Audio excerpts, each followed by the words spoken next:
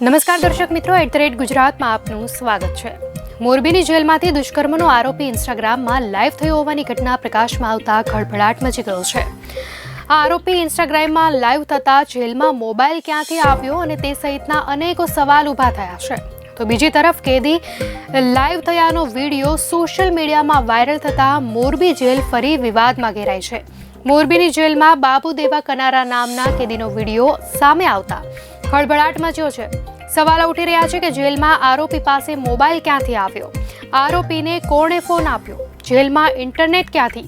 માહિતી અનુસાર જામનગરમાં એક યુવતી સાથે દુષ્કર્મના કેસમાં સજા ભોગવી રહેલો આ આરોપી બાબુ દેવા કનારા વિરુદ્ધ આત્મહત્યા માટે દુષ્પ્રેરણા સહિત હૈદરાબાદમાં લૂંટનો પણ ગુનો નોંધવામાં આવેલો છે. તો ભુજ, પોરબંદર સહિતની જેલમાં સજા ભોગવી ચૂકેલો આ આરોપી બાબુ છેલ્લા 6 મહિનાથી મોરબીની જેલમાં હોવાની જાણકારી મળી છે.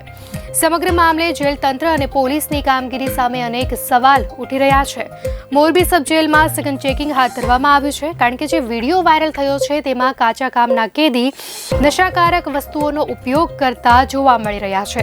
ત્યારે હવે પ્રશ્ન થાય કે મોરબી સબ જેલમાં કેદીઓને આ નશાકારક વસ્તુઓ, મોબાઈલ અને ખાસ કરીને ઇન્ટરનેટ કઈ રીતે મળી રહે છે? શું આ કોઈ જમી જમાયેલી વ્યવસ્થા છે? કારણ કે કેદીઓને જેલમાં સજા ભોગવવા માટે રાખવામાં આવે છે, પરંતુ અત્યારે જે વિડીયો વાયરલ થઈ રહ્યો છે તેમાં તો કેદીઓ જલસા કરતા જોવા મળી રહ્યા છે. આખરે આ બધું જેલમાં ક્યાંથી આવ્યું? સંભાવનાઓ સંપૂર્ણ રીતે છે કે આમાં પોલીસની મિલીભગત હોવી જોઈએ, કારણ કે જેલમાં પોલીસ ચેકિંગ વગર તો કોઈ આવી જ ન શકે. તો પછી નશાકારક વસ્તુઓ, મોબાઈલ, તેમાં પણ સ્માર્ટફોન કેવી રીતે? નોંધનીય છે કે અત્યારે મોરબી સબ જેલમાં સઘન ચેકિંગ હાથ ધરાયું છે.